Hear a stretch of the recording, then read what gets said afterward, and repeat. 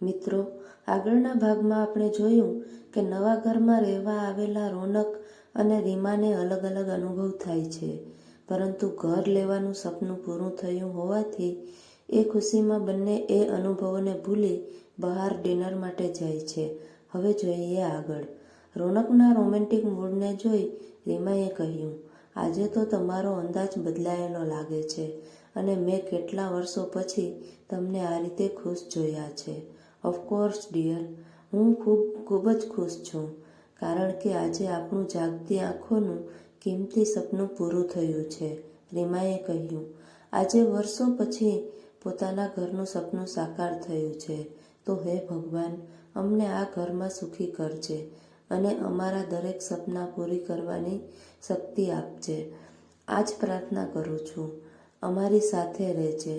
તેઓ ચૂપ રહેતા, મનમાં વિચારતા અને વિચારો છુપાવતા હોટલ પહોંચ્યા. બંને પોતાના મનની વાતો છુપાવતા હતા. બંને વિચારી રહ્યા હતા કે ઘર લેવામાં ઉતાવળ તો નથી થઈ ગઈ ને. રોમેન્ટિક ગીત અને કેન્ડલ લાઇટ ડિનર બંનેના મૂડને બદલવામાં સક્ષમ રહ્યા. તેઓ દિવસ દરમિયાન બનેલી તમામ ઘટનાઓને ભૂલી ગયા. રોજિંદી જિંદગીમાં ક્યારેક નાની નાની સરપ્રાઈઝ અને જિંદગીની ગાડીમાં પેટ્રોલ પૂરે છે. ઘરે પરત ફરતી વખતે રીમાએ કહ્યું, હું કેટલા સમયથી તમારા સાથને ઝંખતી હતી.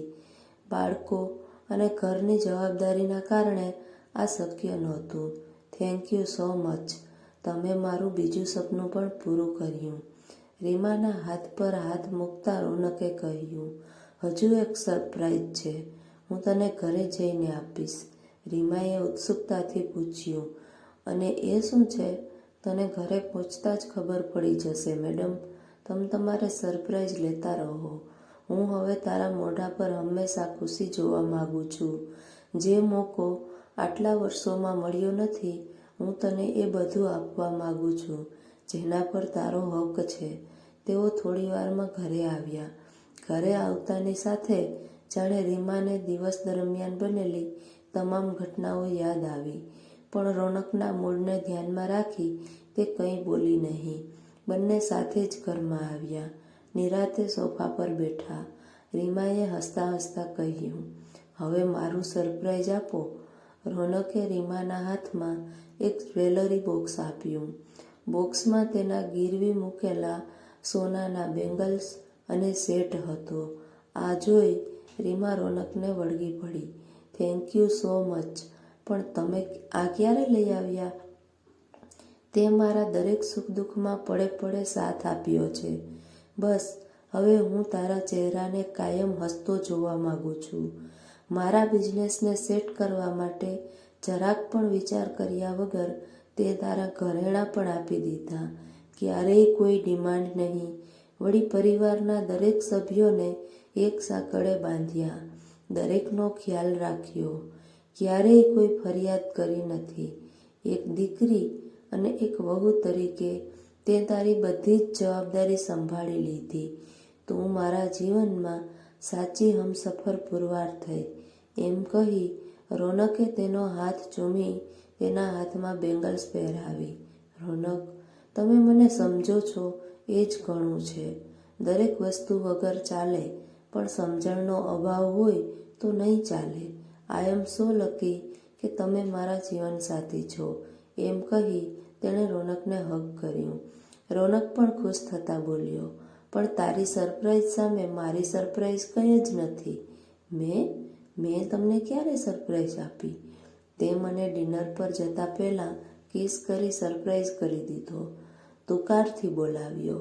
આજ પછી તું મને તુકારથી બોલાવશે તો મને વધુ ગમશે. રીમાએ રોનકના આલિંગનમાંથી છૂટતા કહ્યું, હવે આ વધુ થઈ રહ્યું છે. તમે મજાક કરો છો ને, કે પછી મને બીવડાવો છો? પહેલાં પણ તમે મને આ જ કહ્યું હતું. ના, આ મજાક નથી. રીમા, હવે તું સાચું બોલી દે. હું સાચું જ કહું છું. મેં તમને કિસ નથી કરી કે નથી તુકારથી બોલાવ્યા. તમે મજાક કરો છો ને? આમેય આજે મારા મનમાં એક બીક પેસી ગઈ છે. તમે મને વધારે બીવડાવો છો. રીમાની આંખોમાં આંસુ આવ્યા. તેના આંસુ લૂછતા રોનક બોલ્યો, અરે હું તો મજાક કરું છું. મને ખબર નહીં કે તું રડી પડશે. ચાલ હવે શાંત થા. આજે હું તને ખુશ જોવા માંગુ છું. આવો મજાક બીજી વાર નહીં કરતા. હું ચેન્જ કરવા જાઉં છું. સવારે વહેલા ઉઠવાનું છે. હું સૂઈ જાઉં છું. મેડમ, હું પણ આવું છું. તે વિચારી રહ્યો હતો કે મને કિસ કરી તે મને ના પાડે છે, મને બીવડાવવાની કોશિશ કરે છે. સાચું તો હું જાણીને જ રહીશ. રોનક પણ તેની સાથે સાથે બેડરૂમમાં જાય છે, પણ આખો દિવસની થાકેલી રીમા સૂઈ જાય છે અને રોનક પણ તેની ઈચ્છાનું માન રાખી તેને સૂવા દે છે. રોનકને ઊંઘ ના આવતા તે હોલમાં જઈ ટીવી જુએ છે. થોડી વાર પછી રીમાએ હોલમાં આવી કહ્યું, તો તને ઊંઘ નથી આવતી? ચાલ હવે ટીવી બંધ કર અને સૂઈ જા. તેણે રોનકની નજીક આવી ફરીથી તેને ચૂમી લીધું અને ફરી રોનક તેના ચુંબનમાં ખોવાયો. પછી તે તેને હાથ પકડી બેડરૂમમાં લઈ ગઈ અને બેડરૂમમાં જતાની સાથે તેના પર વરસી પડી. રોનક બોલ્યો, તારું પણ ગજબ છે. ક્યારેક બૂંદ માટે તરસાવે તો ક્યારેક અનરાધાર વરસી પડે. ક્યારેક તારી હા હોય અને ક્યારેક તારી ના હોય. સાલું કંઈ ખબર પડતી નથી. એ બિલકુલ ચૂપ. એમ કહી તેણે બેડ પર સુવડાવ્યો અને જેવી રીમા તેને કિસ કરવા જાય છે ત્યાં રોનકે જોરથી ચીસ પાડી, કોણ છે તું? અને ચીસ પાડતાની સાથે જ રીમા રૂમમાં દોડતી આવી. રોનક, શું થયું? તમે બૂમો કેમ પાડો છો? આટલો પરસેવો કેમ થયો છે? અને આટલી ઠંડીમાં શર્ટ પણ નથી પહેર્યો? તમારી તબિયત તો સારી છે ને? રોનક પરસેવો લૂછતા બોલ્યો, ટીવી જોતા ખબર નહીં ક્યારે મારી આંખ લાગી ગઈ અને ઊંઘ આવતા એક ભયંકર સપનું આવ્યું અને મારી ચીખ નીકળી ગઈ. એવું તે શું સપનું આવ્યું? તું મને સપનામાં આવી, મને કિસ કરી, મારી પર વરસી પડી. તારા સ્પર્શથી હું પણ ભીંજાવા લાગ્યો. પછી બેડ પર સોવડાવ્યો. ફરીથી તું મને કિસ કરવા જાય છે ત્યાં તો તારો ચહેરો લોહીથી લથબથ અને ખૂબ જ ભયાનક. એમ કહી તે રીમાને ભેટી પડ્યો. બહુ મોડી રાત થઈ છે. તમે સૂઈ જાઓ. સવારે ઓફિસે પણ જવાનું છે. ટીવી બંધ કરી બંને બેડરૂમમાં સૂવા જાય છે. સપનું જોયા પછી મહા મુસીબતે રોનકને ઊંઘ આવી.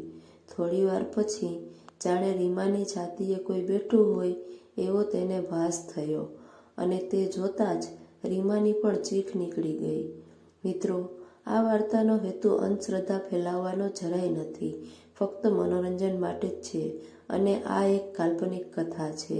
આ સ્ટોરીમાં આગળ શું થાય છે તે જાણવા માટે આવનારો વિડીયો જરૂરથી જોજો અને તે જોવા માટે ચેનલને સબસ્ક્રાઈબ કરો. આ વિડીયો ગમ્યો હોય તો લાઈક કરો અને વધુમાં વધુ શેર કરો. વિડીયો જોવા બદલ ધન્યવાદ.